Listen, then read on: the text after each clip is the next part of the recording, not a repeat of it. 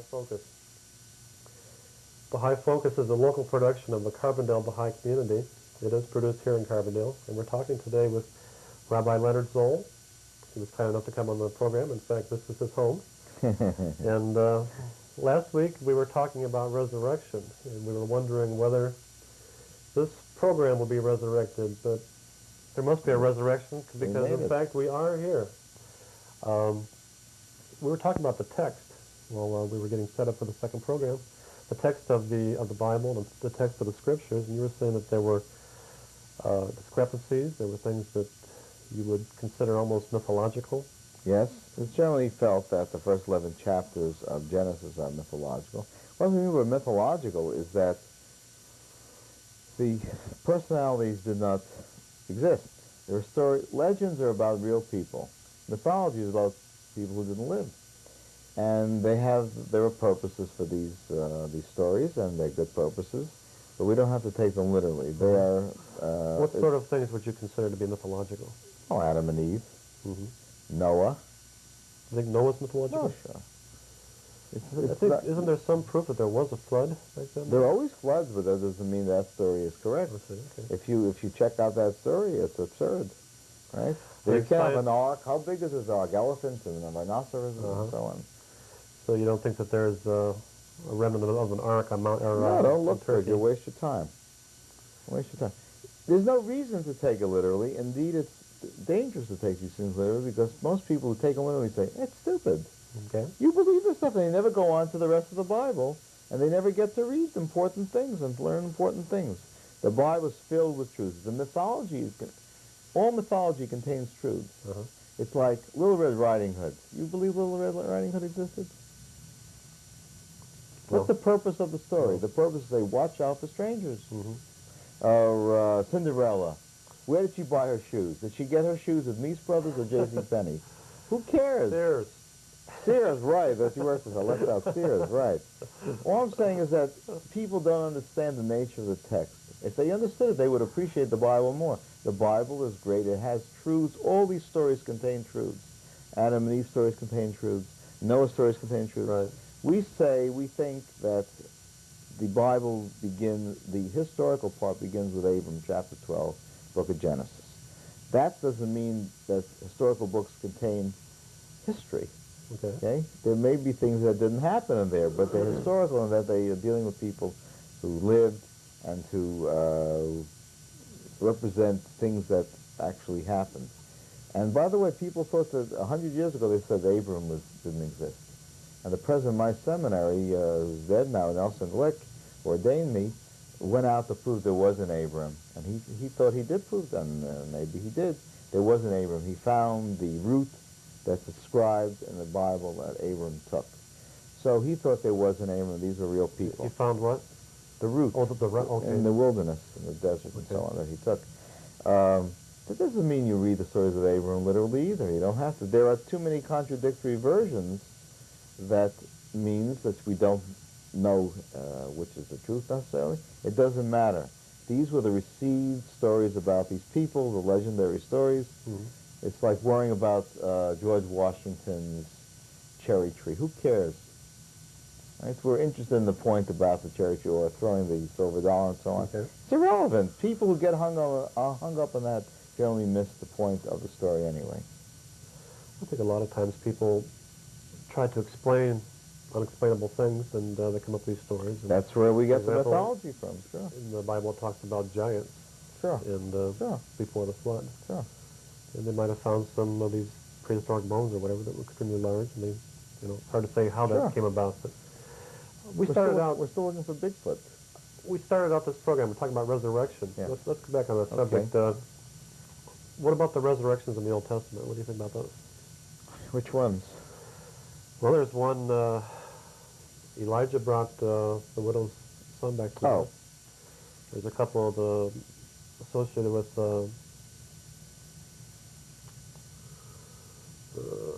okay, well, let's take that one. What about it? Did it happen? We don't try to explain a lot of the things in there that have happened in the Bible. First of all, we know very little about the Bible. With all that we know, we still know very little. And we can give rational explanations for everything. Well, he really wasn't dead. He had a hysterical fit, and he looked like he was dead. Whatever you like, you can come up with possibilities. Many of the so-called miracles in the Bible, and I say so-called because the Hebrew word for miracle, nes, means God is manifested himself there. And they are not supposed to be impossible things. From the Jewish point of view, a miracle has to be possible. A miracle can't be impossible. If it's impossible, it can't happen, by definition. God doesn't do what's impossible. God operates with natural laws. So the rabbis say that the so-called miracles that exist, the waters parting and all that business, whatever you find, there's a natural explanation for it. So if we knew enough about the situation, we'd find a natural explanation. So we don't concern ourselves with that. Now, resurrection, the concept of resurrection is not in the Bible. He brought him to life, but he wasn't resurrected. I mean, he was temporarily dead, perhaps. But what is the difference? Resurrection generally means that you die, and 1,000 years from now, whenever the Messiah comes, all the dead will be resurrected. All the bones will come and be knit together with flesh. All the dead who ever lived that are going to be resurrected come up. It's a futuristic idea. Okay. So it's not a question of you faint here or your heart stops and I pound you and or whatever and bring you back. That's not considered resurrection. It supposedly did happen at the time of Jesus when he died. Yes, that's one of the various resurrection stories that exist. We have some of them in the Talmud about various rabbis doing this. Oh, really? So on. It's one of the inconsistencies that I was talking to a lady one day, and she apparently was a member of a Christian church, and she asked me, what about the resurrection? And I didn't know what she was saying. I didn't, and she said, well, Jesus was the only one that was resurrected.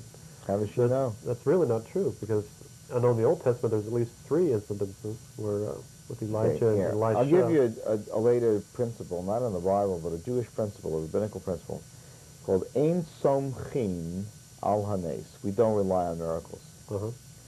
We don't want to rely on any miracles, because everybody has their own miracle. It's interesting that there's a Baha'i principle that loosely translated means we don't rely on miracles. Okay, so, to base your religion on miracles is very flaky, because people don't believe the miracle, or they can disprove that it didn't work that way or whatever, then the whole thing falls apart. We don't operate our religion on miracles. We have plenty of examples of so-called miracles. The Maccabee business with the lights being, if Hanukkah is only a light that lit for 8 days, who cares? It's got to have a more important meaning than that. And it does. It's a crucial holiday. Why I guess I get fluffy about these things is I don't like to put my religion in a position where it could be destroyed just like that by some evidence that comes and says this is ridiculous, doesn't happen. It's much more sophisticated than these extraordinary events. You don't base a system on an extraordinary event. I mean, Jews don't. So what I'm thinking is, in terms of the Christian religion, they could never accept that. What do you mean? The idea that the resurrection is either symbolic or never happened at all. Well, it depends upon, I don't want to talk for Christianity, but if you study various Christian thinkers and you talk to various clergy and so on, not all Christians are concerned with the resurrection. They do not base their religion on resurrection. They base their religion on the life of Jesus, not his death. Some Christians base their religion on the death of Jesus and the resurrection. That's what Easter is about. But some Christians don't. They're interested in what Jesus taught about life, not what happened to him after he died. It seems that the passage that I hear a lot when I'm talking to Christians is the idea that if there is no resurrection, then our faith is vanity. Well, that's what I was saying. To put your religion on one belief, which may be hard for you to accept or whatever, is very dangerous. We don't do that. I don't want to give advice to Christians, but it seems to me that if you're interested in living like Jesus, then you don't worry about dying. You live like Jesus. You follow his principles. All his principles that he teaches are Jewish principles. So I recommend them. Anybody who wants to do what Jesus said you should do, I agree 100%. Do it. And don't worry about... See, why do we have resurrection? Where did it come from? It's not in the Bible. It was created by Jews. It's a Jewish idea, and many Jews still believe in resurrection. It comes out of frustration that there's no justice in the world. They said, there has to be justice. It comes, actually, what it is not enough faith in God. Mm-hmm. That you don't believe there is justice. So it's a vindication of God that you won't get it here, you'll get it there later on. Mm-hmm. And I don't like that kind of deal that you make with God. You serve God, and it doesn't matter what happens. You do it because you believe it's right, and you have to believe that there is justice. That's a question of faith. Indeed, resurrection is for those who are not really, who don't really have a lot of faith in God. Okay, they want a payoff somewhere. So now I've insulted probably a few million people, but it doesn't matter. I believe that, personally, I don't worry about what happens after I die. I'll leave it to God. I don't care. I trust God. I'm worried about what I do while I'm alive. And resurrection is a late idea. It's only a couple of thousand years old. It's not in the Bible. David said, when his son died, I'll go to you. You can't come to me. Mm-hmm. So we know that the Hebrew Scriptures do not have resurrection in there. I was just thinking that if you think in terms of a physical resurrection, I think a lot of times the New Testament, when it refers to the resurrection, it's not talking about a physical resurrection. Do you personally believe that after you die that there is well, we call that afterlife? Transcendence. And I believe in transcendence. I believe the soul is eternal. It is God. It's from God. It is God. And it wasn't created or destroyed. Most Jews believe there's only one soul to a customer. It doesn't come back. Some Jews think it does come back. But I believe in transcendence, namely, whatever it is that makes me who I am, that's my soul. And it continues on through history, because it can be destroyed, but I don't. Right? My body, my personality, that's energized by the soul, disappears when I die, and I don't expect it to ever appear again anywhere. And I'm not interested in appearing anywhere. The soul, however, continues because it's God, right? And it is with God. And how it works, how it's loaned to us, I don't know. Nobody knows that. It's just a theory. The theory of the soul is, again, a theory. It's a late idea. It's not in the Bible, right? This energizing concept. People can say, wait, Genesis 1, Genesis 1. That's, the word soul there is mistranslated. It means a person there. Nefesh chaya, it's a living creature. So it's not to be understood. In the later idea of soul as a separate entity and so on, it says God breathed life into this creature. The concept is man his lungs start and then he breathes and he's alive and so on. A baby's born and you slap it or whatever, started the motor running. These things are not understood by the masses of people because they don't study Bible. If you study Bible correctly, you understand all these things. There is development in religion. Judaism is still developing, and the ideas that we're talking about came along around the middle of our Jewish history, which is a couple of thousand years ago. Christianity is a Jewish movement. It developed out of Judaism and had these basic ideas, which got changed later on by other people who were pagans and became Christians. But the same term has different meanings at different times and different places and used by different people.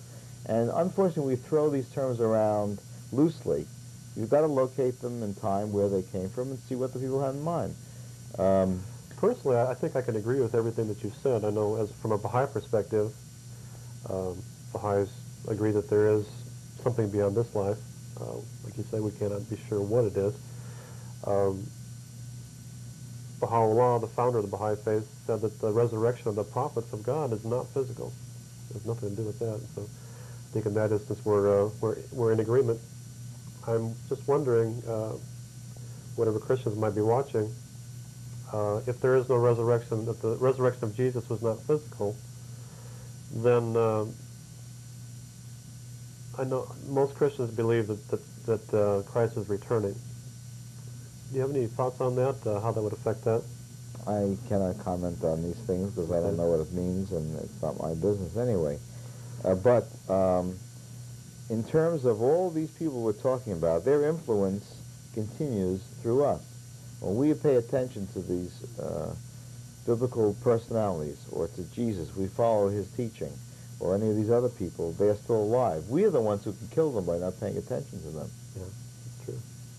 What do you think of the story of Elijah, where he ascends into heaven? There's a picture of it right here. As a matter Again, of fact. this is one of these stories in the Bible.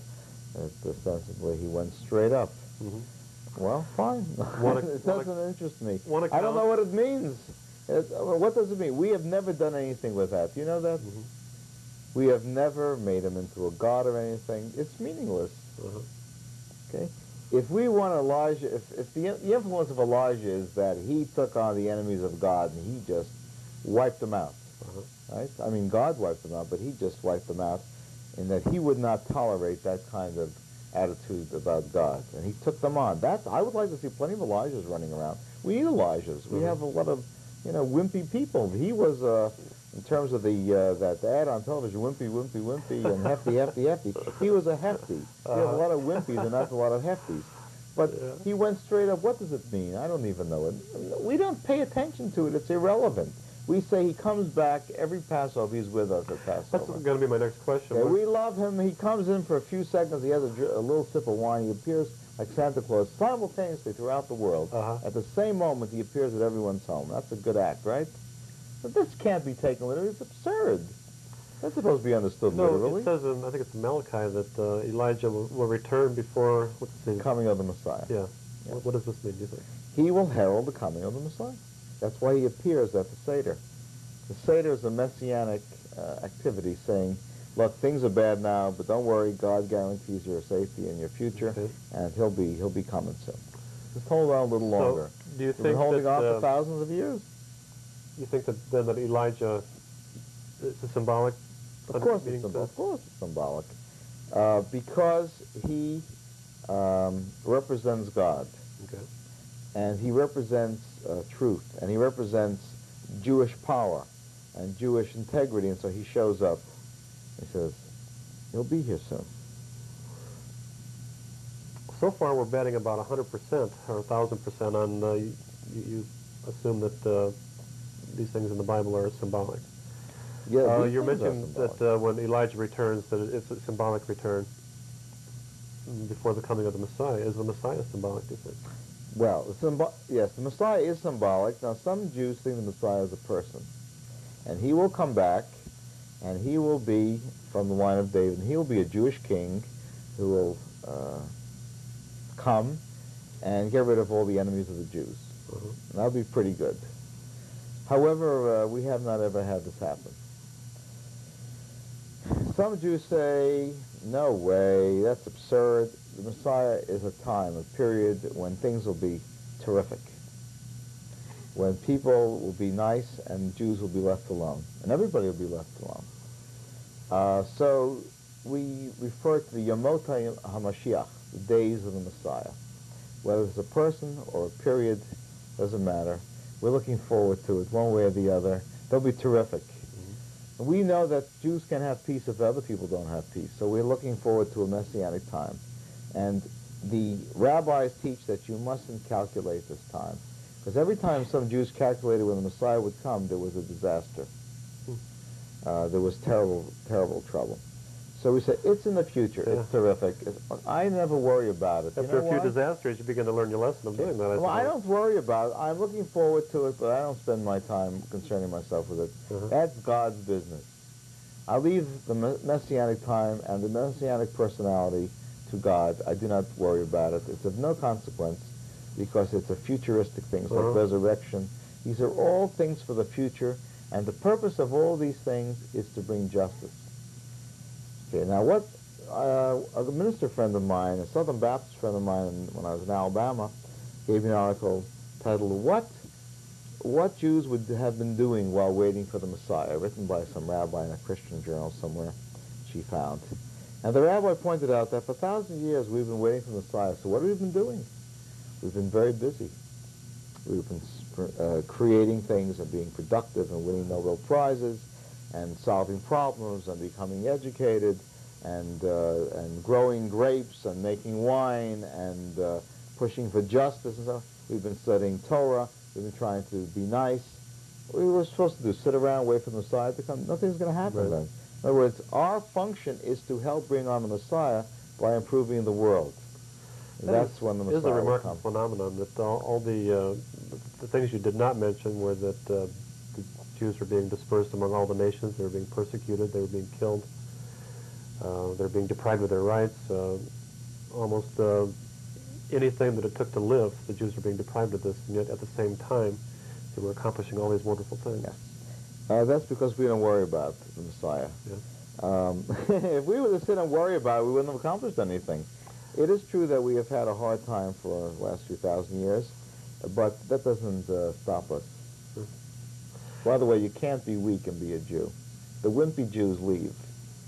See, whatever Jews you find are very strong and concentrate on accomplishing things. There seem to be indications in the, I'm thinking particularly of Isaiah and books like that, that the Messiah is tied to the idea of the return of the Jews from being dispersed among all nations when the Jews return. What do you think of that in regards to That's a good present question. day? That's a good question. Is that what they have in mind? Well, their problem was dealing with Palestine. Their problem in the creation of the Messianic idea was there was trouble in Palestine, in the Holy Land, whatever geographically it was at that time, and they couldn't handle it. For example, why did we get a king? You were saying at that time, what time you were referring to? In the biblical days, Okay. in Isaiah's time, so. Okay. Why did we get the first king, Saul? Why did we need a king? The prophet says we don't want any kings. God's the king. What do you people want a king for? You people must be stupid. So we want a king. And he said, don't you know what the king's going to do? He's going to take your wives, your children, your horses, your camels. He's going to tax you. And that's, of course, what happens when you have an absolute ruler. That's what the ruler does. Right. So the people insisted, and God said, look, just give him, Samuel, just give him, go find someone. She says, right. He was against it. God said, just do what I tell you. Don't argue with me. So he went out, and he said, there he is, tall Saul. Right? Why did he pick tall Saul? Saul was nuts. He wasn't too bright, but he was crazy, as you know. And they picked him. Why? He was tall. You pick the tallest guy you can find because he's got to go knock off Goliath and all these other guys. Okay. You pick somebody who's strong, who knows how to fight. You don't have to be smart to know how to fight. Okay? So they take tall Saul. He was bad. He was dumb. Well, who was better? David was smart. David was shorter. He had red hair, you know. He must have been Irish. And he came and he took care of these enemies. Okay? Did you know he had red hair? No, I didn't know Yes, that. he had red hair and he played the harp and he was real smart. And he outfoxed Saul and he became the king. Just wondering where he got Samuel red liked him hair. better, huh? I just wondered where he got red hair. Oh, in the ancient Middle East, there are many people who have red hair. I guess, Strangely enough, a lot of the Turks, which is just north of there, they have red hair. many people have red hair there. You could run across Arabs who have red hair. But anyway, David is clearly more important than Saul. Why do they need these guys? To get rid of the Philistines. Well, once you establish an institution, you can't get rid of it. So we had a king. Jews don't like kings. What do we need kings for? Kings tell you what to do and push you around, take your money away and so on. There's an antipathy to kings. Right? So, this story came around that we're in trouble, but where's David? He's dead. Oh, he'll come back. One of his descendants will come and take care of it. So that's the beginnings of the Messianic mythology, we might call it. Today, we look forward in a vague way to Messianic times. But that doesn't say that we shouldn't do what we need to do to make the world better. It's our job to make the world better. And let God worry about the Messianic times. We are very nervous about this kind of business because whenever someone brings a Messiah into the world for us, we get into trouble. We get killed. And we don't want to get killed anymore. If that's the case, then I was just wondering, how would you recognize the Messiah? What How do signs we you look know? for? Oh, that's a good question. The part of the Messianic mythology is that everyone will know. There will be universal agreement. Since there's never been universal agreement, we know the Messiah has never come. Trying to think, where does it say that? In rabbinic literature. Oh, okay. The Messianic ideas are not in the Bible, they're in rabbinic literature. These are rabbinic ideas. These are the Pharisaic ideas. Uh-huh. What I'm thinking In in the Talmud, particular the is Midrash, that kind of thing. like Isaiah is not rabbinical. No, but where is the Messiah in Isaiah? Well, he talks of a man who comes from the east, who comes at a time when the Jews return from a dispersion. Yeah. He comes, he brings peace. He is persecuted. I think the last chapter of Isaiah says that the purpose of the Messiah is that all races and tongues will be brought before God, and that all nations will worship God, is what Isaiah says at the very end. Well, the term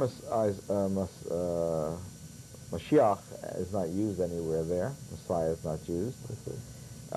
Who this person is, if there's such a person, is vague. The so-called suffering servant is vague. We don't know who the suffering servant is, if there is such a person. Some Jews say it's Jews, and some Christians say it's Jesus. These passages are very vague, and we read things into them that maybe aren't there.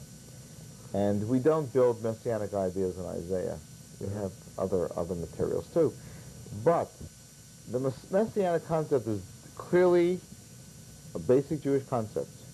Every synagogue is messianic in that regard, and we look forward to that time. But what it is, we don't know, and we don't talk much about it because it's so vague. Okay? What people often do is they take these ideas and they base everything on them, and then they do nothing. And we're against that. We say we have a lot of work to do to improve the world, and let God do something. What are we pestering God all the time for? What then is the significance of Israel? The state of Israel? Israel The has land of become Israel? a reality again. Well, the land of Israel's purpose apparently in the Torah is to create a place where an experiment will be carried out, where the Jewish people will carry out an experiment to create a just nation. In the ancient days, it failed. In the Bible days, Israel wasn't always just, so it was punished and dispersed. In our time, the state of Israel is a reconstituted Jewish country, but the experiment continues. And the state of Israel has done a lot of wonderful things. It's made a few mistakes here and there. Essentially, it is trying to bring about the purpose of the original biblical ideas. The state of Israel is supposed to be a Jewish experiment to create a just land. It's done fairly well. There are still plenty of problems, naturally. But that's its purpose, to create a Jewish country where Jews can act out the principles of the Torah. That's the only place we can do it, if we're not the majority anywhere else. So that's its purpose. Also, it's a haven for Jews for the first time in a couple thousand years. Well, sure. No, I neglected to talk about that. I guess I shouldn't write. Yes, it's got to be a place where Jews won't be killed so that they can work on the experiment. Right. But they also have to have the majority so they can do things their way. That's not to say people in Israel can't do what they want, but they can't do things that are not Jewish. We've got about 2 minutes left. Yeah. My next question, there's a lot of hostility between Jews and their neighbors, primarily Muslims. You mean in Israel? In Israel, yes. What I'm wondering is, what do you think would be a solution to this? How can the Jews in Israel and their neighbors live in People peace? claim there is no solution. Some people claim there is. Some people claim there is no solution.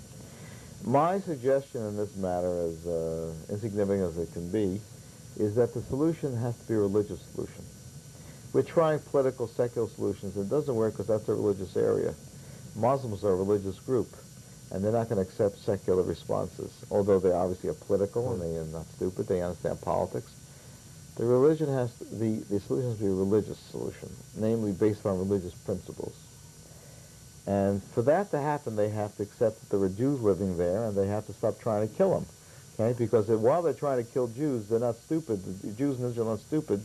They've already lost 6 million in their lifetime. They're not about to sit there and get killed without doing something about it. And so far, they've been able to save themselves from being killed as a group for 38 years.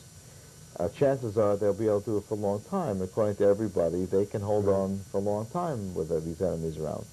The foolish thing is that the enemies are trying to do it and they won't accept reality. If they want to live in a fantasy world, then they'll keep on fighting for a long time. And many of the people in Israel believe that it's going to go on for a long time. They don't see a solution because the people around them, except for Egypt, won't accept that they're there. So you can't sit down and come up with a religious solution to it with people who say you're not really there. And it's absurd. So part of the reason that the Arabs have gotten away with it so long is that we have encouraged them. Many countries have encouraged them that you don't have to accept that Israel is there. And that's I'm going to have to interrupt you here for a second because in about 30 seconds we're not going to be well, here. Thank you for once again, we're talking again. with Rabbi Leonard Zoll, and it's been fascinating. Thank you. Thank you for being with us. So for this week, this is Baha'i Focus. Thank you for watching.